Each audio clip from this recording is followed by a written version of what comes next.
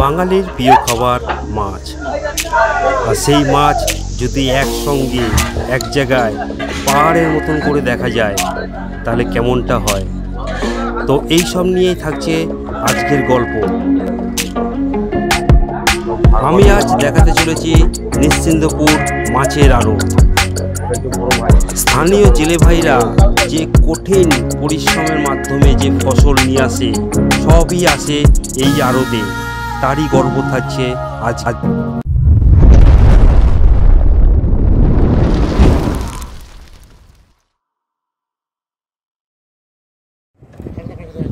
আগের পর্বে আমি দেখিয়েছি এখানকার স্থানীয় জেলে ভাইদের যে সমুদ্র থেকে মাছ ধরে নিয়ে এসে সেই মাছ কীভাবে গাড়িতে লোড হচ্ছে, সেই সব কিছু আগের পর্বে আপনারা দেখেছেন।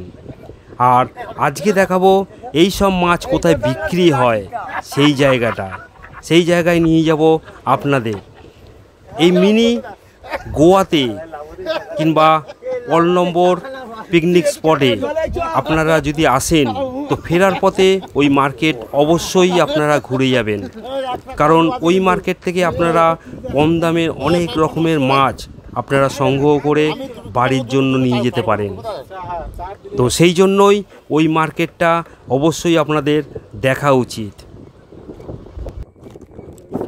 এই যে এখন যে মাছগুলো দেখতে পাচ্ছেন সবই বিক্রি হবে নিশ্চিন্তপুর মাছের আড়ত।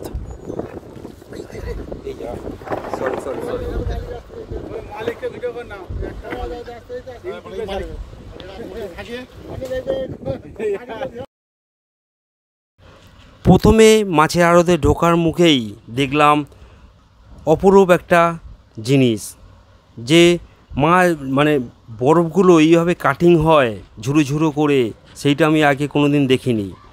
তো এখানেই দেখলাম, দেখুন কীভাবে বরফগুলো মেশিনে ঢুকিয়ে দিচ্ছে আর ঝিরিঝিরি করে সেই বরফগুলো বেরিয়ে আসছে এইখানে। আর এই বরফগুলো সোজা যে ইয়ের মধ্যে রাখা হচ্ছে ক্রেটে, তো এই ক্রেট সমেত চলে যাবে সমুদ্রে, মানে নৌকায় হবে, ট্রলারে তুলবে এবং কি চলে যাবে সমুদ্রে। আর সমুদ্রে মাছ ধরে এই বরফের কুচোগুলো ওই মাছগুলোর মধ্যে দিয়ে তারা 5 দিন 7 দিন 15 দিন এইভাবে ওরা ওই সমুদ্রের মধ্যেই থাকবে। ভাবুন কতটা কষ্টর ব্যাপার, তাই না? তো এইটা বেশ মানে ভালো লাগলো আমার দেখতে, কারণ এর আগে কোনো দিন আমি দেখিনি এরমভাবে বরফ কাটিং। তারপরে যখন প্রবেশ করলাম আড়তের ভেতরে, তো দেখলাম অনেক অনেক ইলিশ সব বাছাই করা হচ্ছে, ছোট বড় মেজো সেজো। তো এইভাবেই হবে আড়তে মানে ডাক হবে। তো এই ডাকগুলো একটুখানি দেখাবো আপনাদেরকে, তার আগে একটু মাছগুলো দেখে নিই।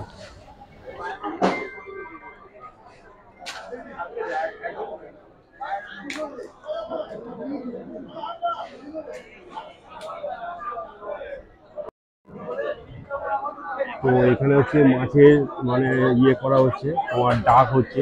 তো সেই ডাকটা কী করে হয় সেইটা আমি দেখাচ্ছি আপনাদের। তো এই হচ্ছে মাছের আড়তে।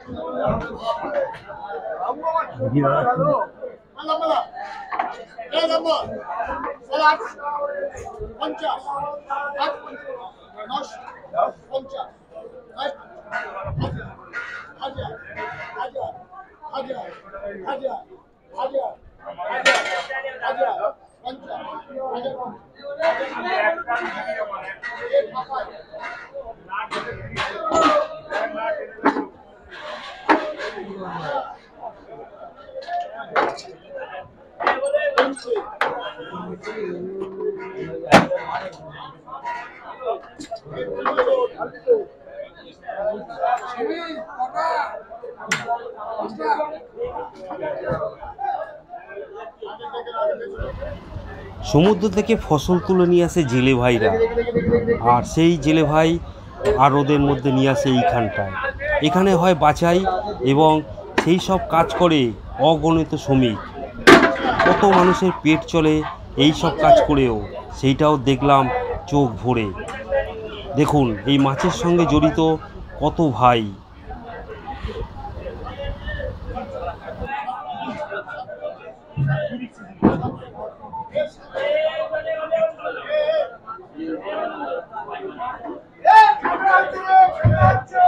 আবার এই সকল মাছ আবার যারা কিনে নিয়ে যাবেন তারা আবার আমাদের কলকাতা এবং পার্শ্ববর্তী রাজ্য সেই সব জায়গায় চলে যাবে এই সব মাছ।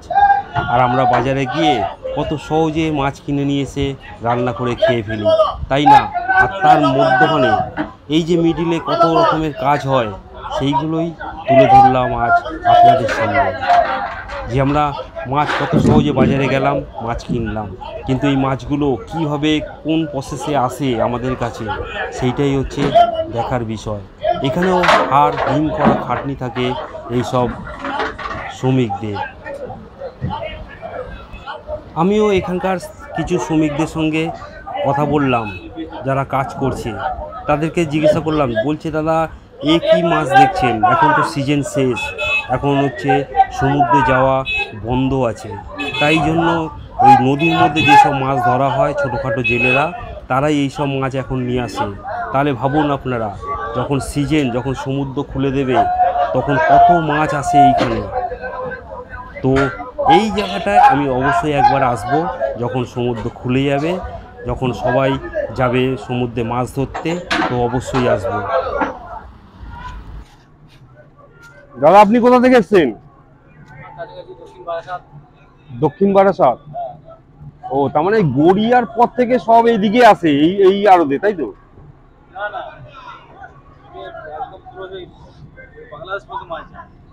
এখান থেকে বাংলাদেশ যায়? আচ্ছা আচ্ছা আচ্ছা।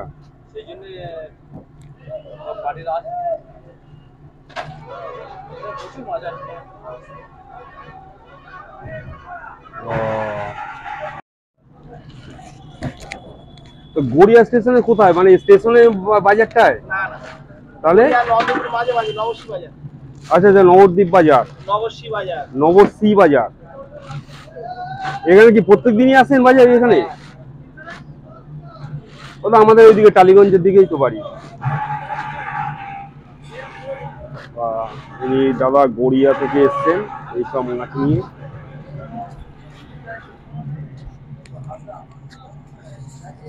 একে ট্রেনে বেরিয়ে যাবেন না?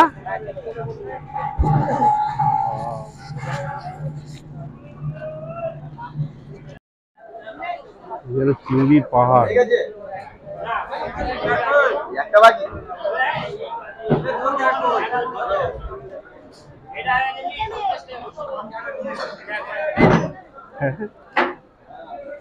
চিংড়ির পাহাড়।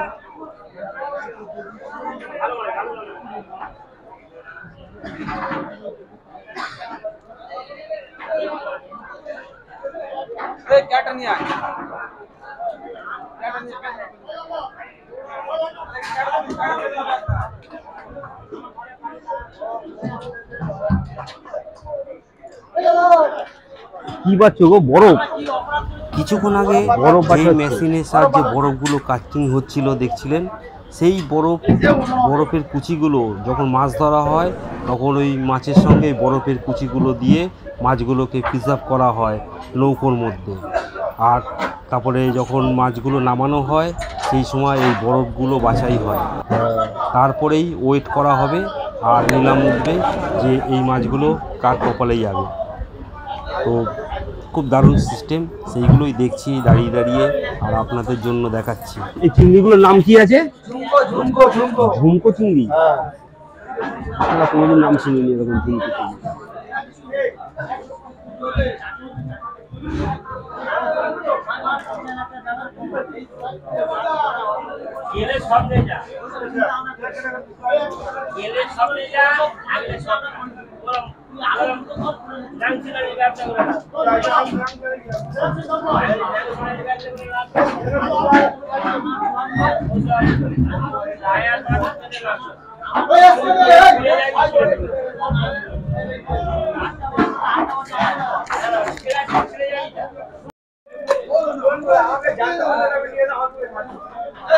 এটা কি মাছ? এটা এটা কি সেই ভোলা ভেটকি বলে সেইটা কি?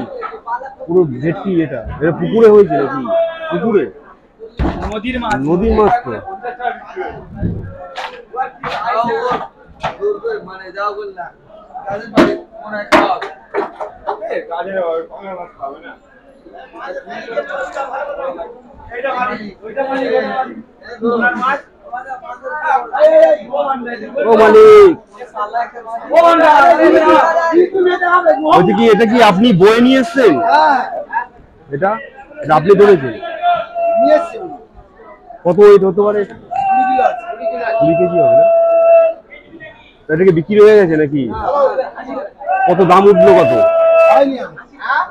সবে এলো?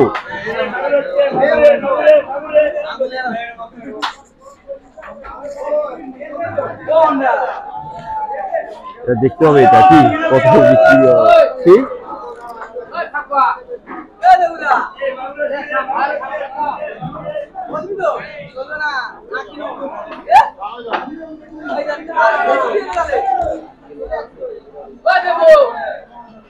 এটা হচ্ছে নিশ্চিন্তপুরের সব থেকে বড় আড়ত, আর নিশ্চিন্তপুরের এইটাই হচ্ছে আড়ত, একমাত্র আড়ত। আর এখানেই হচ্ছে সমস্ত মাছ, স্থানীয় যে মাছ আছে, জেলে আছে, তারা সময় এইখানে এসেই এই মাছগুলো ইয়ে করা হয়। মাছগুলো কিভাবে তোলা হচ্ছে দেখুন, বেলচা দিয়ে।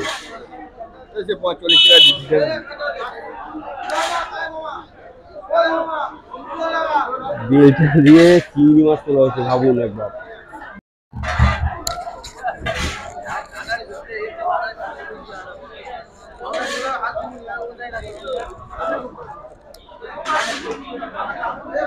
বেলচা দিয়ে চিংড়ি, হ্যাঁ, ওরা ছবি তোলো না, এরকম বেলচা দিয়ে তুলছে।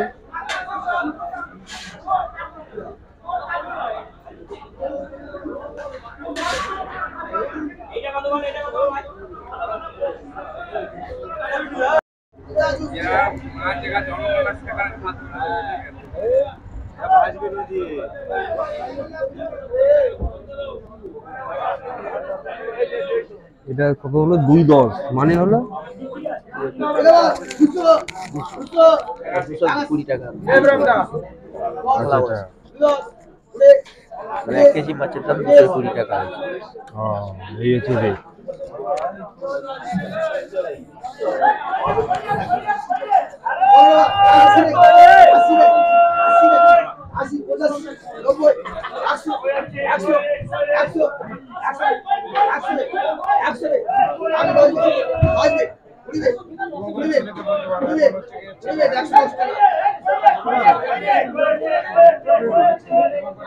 এটা যে 110 টাকা মানে কেজি, তাই তো? যতগুলো আছে সব নিতেই হবে ওনাকে, ওনাকেই নিতে হবে নাকি? মানে যা হবে তাই নিতেই হবে।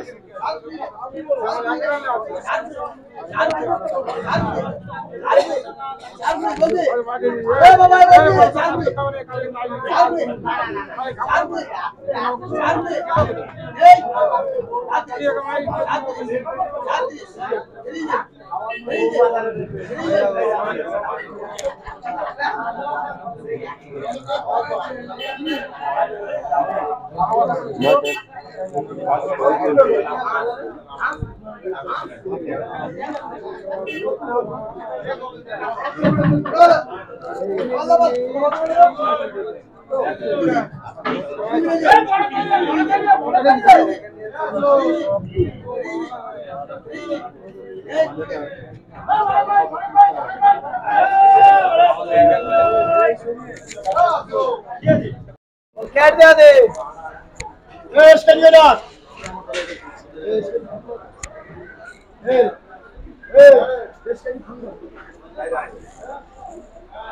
मजा मजा ए जा आजा आजा आजा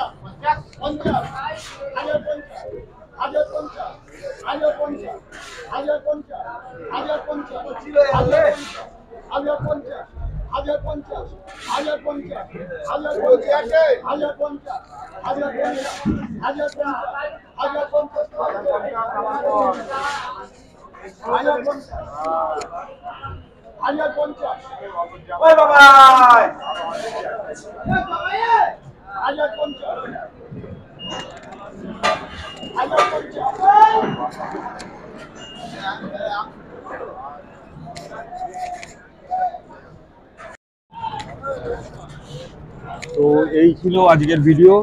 তো যদি ভিডিওটি ভালো লাগে তো একটি লাইক, শেয়ার, সাবস্ক্রাইব করতে একদমই ভুলবেন না। তো আবার দেখা হবে নেক্সট কোনো পর্বে। আপনারা ভালো থাকুন, সুস্থ থাকুন, আর চলো ঘুরি দেখতে থাকুন।